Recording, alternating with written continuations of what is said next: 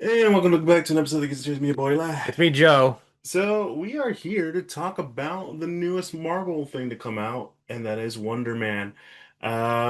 Personally, I finished all episodes. Joey only fin up to four, which honestly, I think that's fine. Yeah, it is a surprisingly short show. Yeah. It's 8 episodes, but each one's about 30-ish minutes long, give or It's take. a Marvel Spotlight production, or what's something like that. What's it called? Yeah, which is like, isn't that they just sort of use that on a lot of their like not indie stuff, but like very like out there kind Indie of tech. things? Yeah, no, I was gonna say it's one of those. Because to be fair, you haven't seen the first four episodes. It is a little uh off kilter from the usual MCU stuff, Yeah, right? yeah, yeah. It's one of the ones where you know they're gonna be doing something different, kind of stuff. So for that one, the last time I think I saw it was. Werewolf by Night. Right. Yeah, so we're gonna give our quick thoughts. I wouldn't say this is a full review, mostly because only one of us has finished it, so we can't really say a review. Uh, so I'll probably call this one Like thoughts and impressions, something like that. yeah. And for some people, like, oh, but you should finish it. But like, the thing is, we do not have as much time as people think we do. You know, Yeah. we all have jobs, stuff like that. But yeah. So let's just start off with saying this is probably one of their better stuff. I've really enjoyed it. I'm actually kind of surprised at the fact that they were able to make something that is a superhero show that isn't doing a lot of superheroics. And I shouldn't be surprised by that because the way the premise is going. But that was one thing I was wondering, like, okay, how are you guys gonna do this? Because Wonder Man is an well, then again, Wonder Man himself is an obscure character. Yeah, which I think is what gave them a lot of freedom to like take it in such an interesting direction because the whole plot is that it's more of a feels like an acting sort of story, right? Of like just your main man Simon Williams, I believe, right? Isn't his name? Williamson, yeah. Williamson. Just trying to make it in Hollywood, right? Just be a, actor, in the trade. You have Ben Kingsley's Trevor, right? Oh, Trevor, he's back. Yeah, which is it's always interesting to see. Also, it turns out he's super powered. He is not only trying to play get cast as the role of a hero named Wonder Man in a movie, he is also himself a superhero. Yeah, so I wouldn't really say this is more of like the origins of Wonder Man or anything like that. This is more of like talking about the world of acting and like the world of Hollywood acting. The difficulties of getting like into a thing and like it's almost like it's really more of a character study. Yeah, I would say I would agree with that sort of view. Hmm. It does sort of go through like the hallmarks of I guess what sort of actors tend to think through their thought processes. Like the methodologies, and all that sort of stuff when it comes to acting in Hollywood, right? And it just in general, it's a very interesting sort of a take, especially when you add the superhero element to it. Yes, because and this is explained in the first episode, the doorman clause. Yeah, yeah, which is very highlighted in the fourth episode where we get like a straight up like whole backstory thing to it, where I forget the guy's actual name, but the doorman, he's a superpowered individual who has this like not teleport, but like a portal thing in his body. He just pulls stuff in, pulls stuff out, like a Yeah. pocket dimension kind of thing. And he gets, very famous and like not like Booster Gold-esque kind of popularity, but he's becomes a very big act in Hollywood, and ultimately it kind of goes awry for the guy, and to the point where the Hollywood industry just sort of puts a like, hey, we put various restrictions onto people who are superpowered, right? Hmm. Like we don't want any more incidents like that happening in the show business, which, obviously affects Simon Yeah. because he himself is sort of having to hide his powers Hmm. basically. you know? Yeah, like I remember when you started watching, I was already ahead by like an episode or two. You were asking me if do they ever go into like how he got his powers, into which I'm like, no. Hmm. Because as you can clearly see as you can go on, like, oh no, people know. We're probably never gonna get the info, but people know. His family knows, I'll say that. Right. Or at least, yeah, yeah. Because I mean, obviously, there's like a flashback to an incident involving him in the fire, and like it becomes kind of apparent, especially even with the doctor Yeah. in that scene where she's sort of like, yeah, it just you just didn't know how to use the stove, right? That's what happened. You know, like she kind of gives a look of like, because she was examining him, like, is he okay? You know, like, is he hurt? And things like, he is perfectly fine. Yeah, He just the mother was yeah, yeah, it crazy. was hysterical, but like the doctor's like, no, this kid, he said he was in the middle of that fire. He looks pristine, you know, like he doesn't look hurt at all, right? Everything looks perfectly fine. To which, you know, obviously the doctor now thinks, oh, this guy has powers. Not we don't know what, but like this kid is enhanced to some degree or something like that. And obviously, and I'm guessing from I'm just gonna make the bold assumption here because you already said it that we don't actually go into like how he got his powers in the show, just sort No, of like how it affects him, his relationships, and all that sort of stuff, especially when it comes to trying to find a job in the industry where, yeah, not like having these powers is now starting to look a little ostracized, right? Like, yes, you know, this is the same universe where you have the Avengers and all this stuff. Like, oh yeah, people really like these superpowered people, but also at the same time, you know, it's like, oh yeah, probably not the you know, like there's a lot of hidden consequences, I guess, or like hidden dangers when it comes to having these. hence the doorman clause. Yeah, yeah, exactly, you know. And the way they treat the whole doorman clause. And this is kind of like the thing I really realized about like this show, because I think a lot of people thought it was gonna be like almost a bo the boys-esque kind of a thing. Or I remember hearing like talks about how this is gonna be kind of like their take on that. And this is more like, no, I feel like th this is more like a conversation about old Hollywood, but also, just kind of like showing you how like, how Hollywood kind of tends to be, how difficult it is, and just, all that kind of stuff. But really like for me, old Hollywood, like the idea that they will get rid of you once they find out your quote unquote secret. And in the past, that could have been like a lot of things. Yeah, I see what you mean in terms of like the subtext there. Yeah. Because obviously, you know, there was a lot of like people that were, you know, like secretly gay or lesbian or stuff like that, but wouldn't or couldn't do that sort of stuff because of how that was perceived at the time, you know, like in the 50s and stuff like that. Yeah. Um, you know, it is interesting to see how that's sort of taken into an interesting lens in sort of a modern day aspect with the superhero stuff, right? It's very much something you would see from the X-Men. Yeah, yeah, yeah. Surprisingly, now that you mention it, right? Hmm. Yeah, like that would be like a plot point you would probably see in an X-Men like storyline of like you know having the Hydra mutant powers and stuff. So you know it yeah it does that's a good parallel there I would say. Um, but yeah, no, I think yeah, I haven't seen for these first four episodes. It is because there's a lot of interesting moments. I think like because I think Simon's character is just so I guess I don't want I want to say the word nuanced, but it's probably more of like subdued because Hmm. it's like he's like you dude, this guy really cares about the passion. Cares about the craft of trying to be an actor, or right of like just trying to like fit the role and like go through like the sort of like the mind palace of like okay, what is this character thinking stuff, especially considering like he does this stuff for a lot of like I guess minor roles Hmm. and stuff like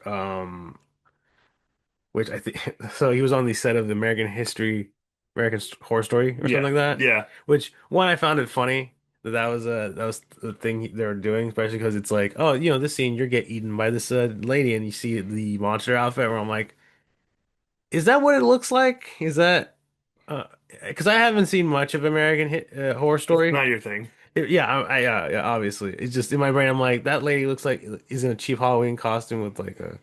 Is that what it's always like? And Is it, or is it just one of those things of like we're poking fun of it. we're poking fun of it? Yeah. Yeah, okay, all It's right. basically that because I've seen a little bit of it, and it kind of goes back and forth whether it's a supernatural thing or not, but like Isn't it's a Ryan Murphy production. This is the same guy that made like American True Crime, which I know you have seen. yeah, the OJ So one I think, right? yeah, Yeah. let's think of that. Okay. I was gonna say, like, didn't they do one bit about the Amity Horror House? Or am I? Yeah, Yeah, they did okay. one of Roanoke or whatever it was called, Oak Island. Where was it? You know which one I'm talking about? Oak Island, the one with the crazy treasure at the bottom of a pit. No, no, no. The one that like I think it was the one that all the people disappeared magically. You were right on the first one. It was Roanoke Yeah, Island. okay, Yeah, okay. the lost colony of Roanoke. Yeah, Yeah. or something like I don't know. And that's I didn't really watch it much because I was just like kind of like, it's all right. yeah, okay, all right, understandable. And then to get back on point though, like Yeah. he does that for like a minor character. He has to do like these side tapes, I think they're called. Oh yeah, yeah. Um and he's just having to read the rules for a waiter, and like the fact that he goes through the process, like, yeah, what if when waiter is like, I think about it, he's like third generation, his dad always wanted to open a restaurant, and in my brain I'm like, yeah, that is that is a attention to detail and a lot of wanting to break down a character role, that's a dedication to the craft right there, you know. Yeah. Um. But yeah, I really like Simon's character. I think I'll definitely try to see if I can finish the rest of it soon, just to sort of go with it. Because I think the thing about I remember seeing some people online being like, "Wait, that's it?" Because you know, The the the the obvious thing is that for a lot of people is that it wasn't marketed as much. And I'm hesitant to agree only because I have not kept up with a lot of Marvel marketing at the moment. no, I think I would agree with that sentiment that it wasn't marketed enough because I think because it really only got like maybe a couple like spots and stuff of like, oh yeah, we're doing Wonder Man. It's just a thing, right? Yeah. And I think that's why it's under that spotlight category anyway, because I think the people, at Marvel, like doing television stuff were kind of just like it just seems like a fun little bit thing to do, like just to like let the creative juices flow, like try Hmm. something kind of a little off the beaten path, a little different. Not a whole lot of at least from what I've seen in the first episode, not a whole lot of crazy action stuff going down. I mean, I do know, that we have this plot point of the Department of Damage Control sort of just keeping their tabs on this guy because it's like he seems like a dangerous dude. He has some superpowers. Like we need to really, get Yeah. these guys down and stuff. Not like, kill them or anything, but Hmm. like keep our tabs on these people because, again, it's a lot of guys out there that can be dangerous if they have powers and stuff. Um, But yeah, no, I do agree that it doesn't seem like the show was marketed enough. I mean, how friggin' what was it? Ironheart was kind of didn't have a whole lot of marketing behind it either. And that came out, and that was finished in like 2 weeks or something like that. I don't remember how many episodes came out. Yeah, yeah. To which I think I remember people even like, wait, when did that Ironheart show come out already? It's like it did. It's like, wait, What what? about Armor Wars? Yeah, Armor Wars is still being worked on, I still think, because I think they were still trying to figure out if they wanted to do it as a Disney Plus show or an actual movie. And I don't know if they decided that yet. Then I mean, that's just the big issue with Marvel. They kind of just like overstuff themselves, and they just don't know how to go about it afterwards. Uh, I mean, this is probably one of their better shows. I'm not gonna lie to you. I think when you finish it, you're gonna be like, this was pleasantly good. hmm This is really good. It's not the greatest thing ever, but it's like this is really good, you know. But I will say that I do wish they do more stuff like this, more like just really experimental stuff and just trying it out there, see how it goes. Like you said, let the creators just flow because like this is one of those ones that was really surprised how good it was. It's not like action packed or stuff that you kind of expect in Marvel. It's kind of its own thing, but also kind of just fleshes out the world itself. Like the idea of like, hey, you know, superheroes are a thing. How does the world, react? Oh, it's a very interesting idea that, people with superpowers can't work in Hollywood because that would be dangerous. And like the difficulties of someone who wants to be an actor like Simon Williamson who like wants to do all this, grew up watching his a movie with his dad and is like, I want to be that. I want to be an actor. I have that, core attention to detail that makes me want to be an actor, but I can't because of certain things, which is like again, like if you know anything about like the history of like of Hollywood, that like yeah, no, that sounds about right for a lot of things. So that's kind of like why I'm like, yeah, no, this could work. I like this. It's very much like I said, fleshes the world out and like brings it down to something that people can relate to. Yeah, I was also gonna say it seems so typically Marvel too when it comes to that sort of premise. Yeah, Because like I don't know, because I think when you think about it in terms of Marvel characters and stuff, like there isn't a whole lot of them that actually are like. Because I mean, yeah, Tony was popular and stuff, but he never really did any like of those big sort of like Hollywood promotions. Like, never got ads or whatever made of himself. Because I'm thinking to the doorman thing where like it goes to the whole shebang, right?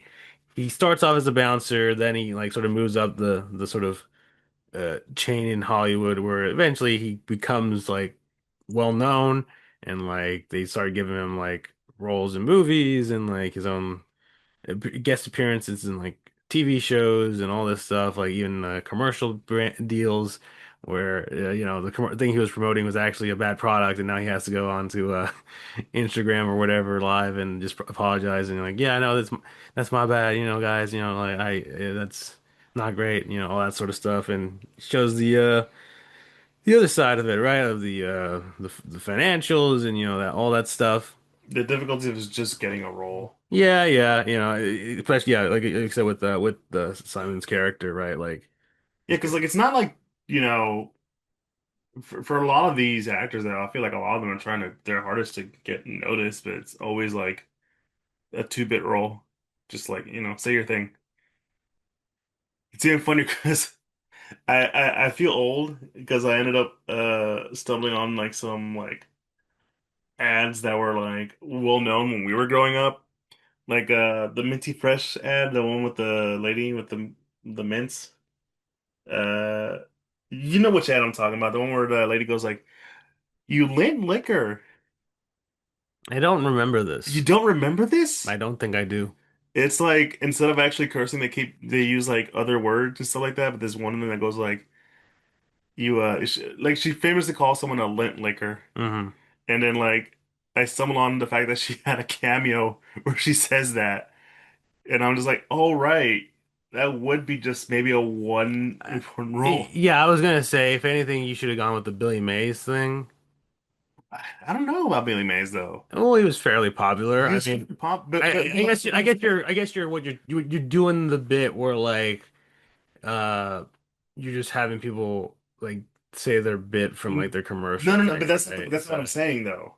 No, I'm talking about their okay, bits. okay, I'm okay. talking about the fact that she's an actor and Got like famous through one role and it's kind of just been pigeonholed into doing that.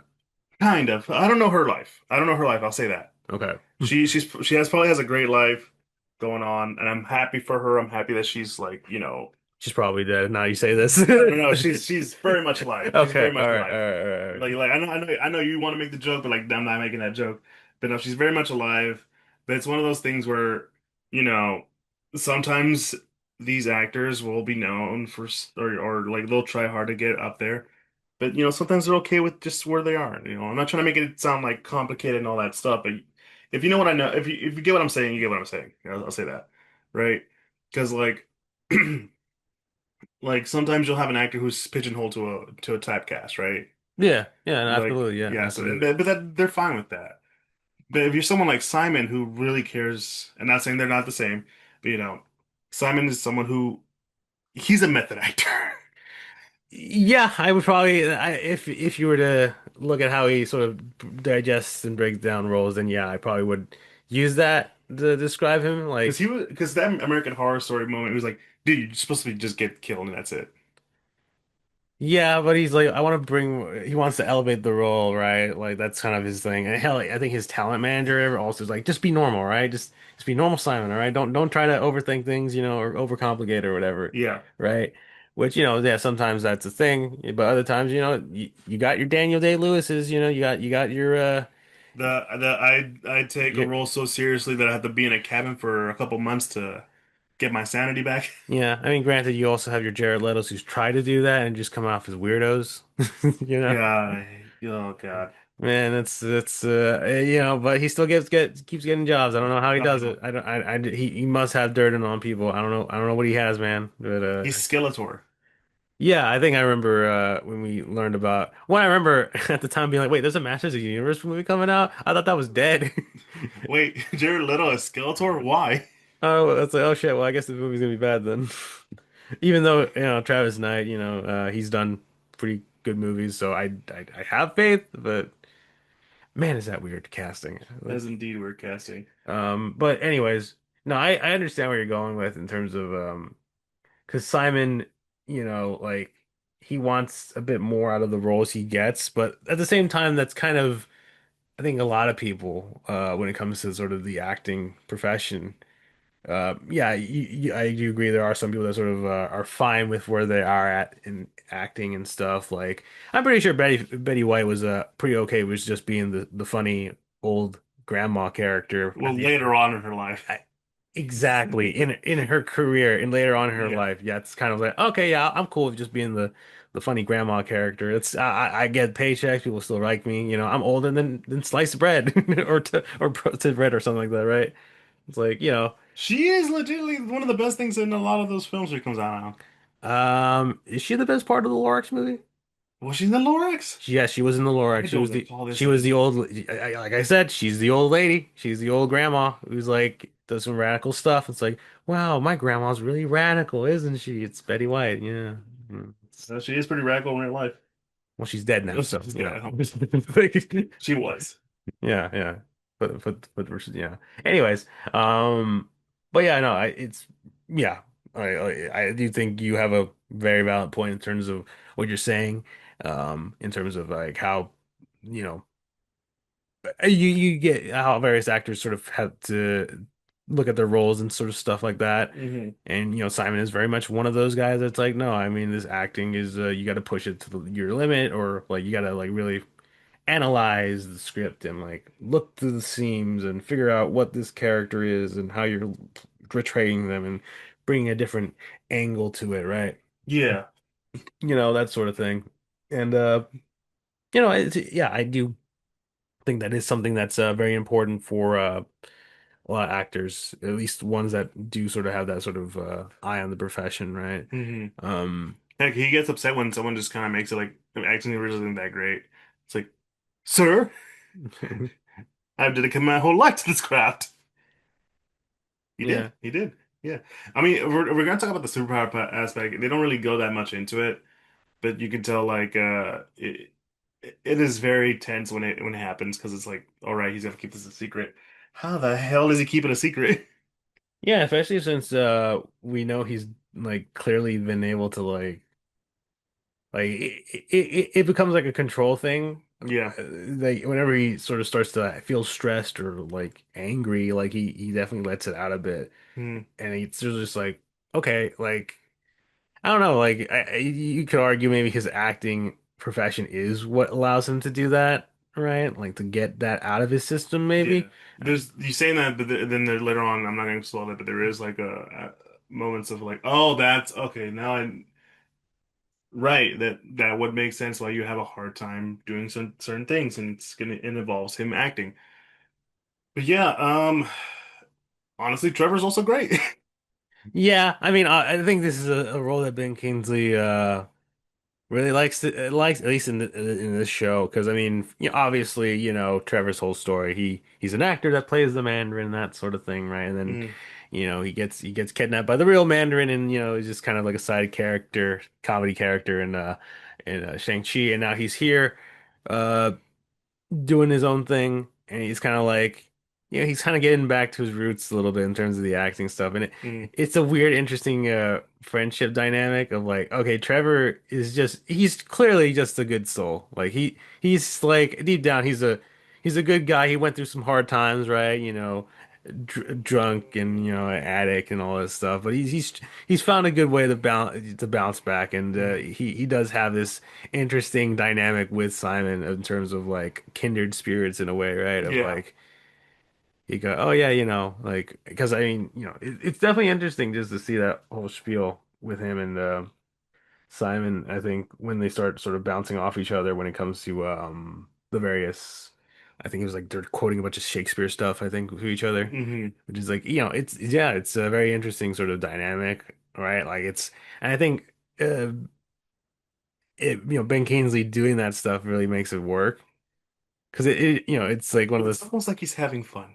Yeah, it's like because I think that's also something I think is kind of fun too in a weird way of like, not like in the sense of whatchamacallit, like any other movie or TV show that is like primarily, oh, this is the behind the scenes of Hollywood, that sort of thing, Yeah.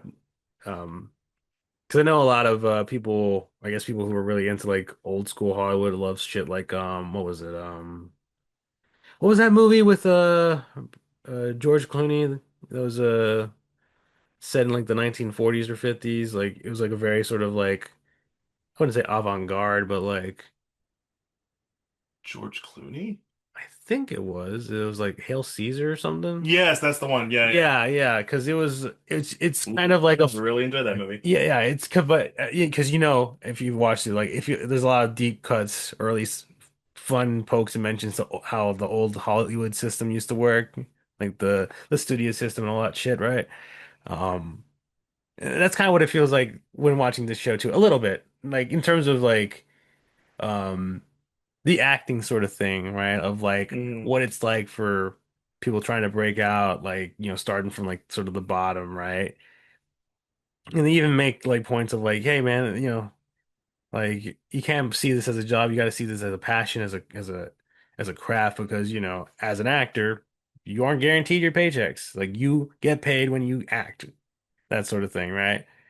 And that's like a very like yeah, no, that is sort of kind of the reality. Like unless you're a big name, right? Like your Tom Cruises or your RDJs or your Tim Allens and or all those other big guys that can just do various things and like just be making money just by just showing up to like random sets or whatever.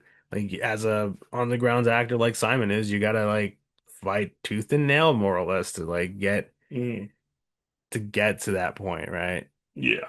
And at least from the 4 episodes I've seen, it does kind of highlight that. It's very interesting sort of way of looking at that sort of Mm. viewpoint, especially in the context of the Marvel universe, right? I will say though, it is just kind of funny how we have like various cameos from like other Hollywood actors or whatever. Josh Gad. Yeah, the Josh Gad bit is very funny. It was funny because I think I remember seeing something along the lines of on Twitter of like, oh, Josh Gad went missing on like some set recently. It's like, what? That seems a little. Hopefully he's okay, but not. Now I think about it, I'm like, oh, this was a joke? This is a joke to what happened. Okay, all right. Yeah, that kind of explains why we haven't had another Frozen movie in a while. What do you mean? Didn't we have Frozen 2 back in like, was it? When was Frozen 2? I don't care. That's probably why, though. I mean, come on. They don't need Olaf in there, right? He's not the main character. He was the heart and soul of the movie. I mean, sure, I guess. Whatever. Like, what was he, the heart of soul? Is that the reason why we didn't get a Beauty and the Beast 2? Yeah, calm the fuck down. Is speaking of which, how come we haven't gotten the Lion King 2? Like if they're really wanting to go full ham on these Don't give Disney remake. ideas. Don't give Disney ideas. What? Like, all I'm saying is that I would like a definitive origin to Kofu, his character. Like, is he Scar's kid? Because if so, that makes it very weird. Honestly, just make that a tweet and that's all I need. And like, just get J.K. Rowling to tweet it out. Oh God, no. Get her away from me. Uh, That's about as much as I can say. How about you? yeah. I mean, overall, it's it's a solid show. I definitely would. I mean, I'm gonna try to finish it up just to finish it out. It would be interesting to see. I mean, because I think some people really like a season two just because the concept is interesting. But I'm willing to say I'm not that into the idea, but I'm willing to see. I mean, if they do it, I'll check it out. But if not, I'm okay with it. I don't think I really need a season two. This kind of works on as its own little thing. okay. But yeah, no, that's all I got to say. And yeah, I think that's what I get pinned on this episode. If you enjoy what you heard, be sure to follow us on all social media, Instagram, Facebook, and Twitter. We're most active on Instagram, where you find a link to all podcast sites. We're officially part of like Apple Podcasts, Google Podcasts, Spotify, Pandora, and a link to the YouTube where you comment, like, and subscribe for those of you who want to put a face to the voice, and Patreon for any form of support. And yeah, go check out WonderMan. It's actually one of the better ones. Uh, Though honestly, if you like anything they come out with, that's fine. It's a me, boy. Eli. It's me, You guys Joe. have a good one. Peace.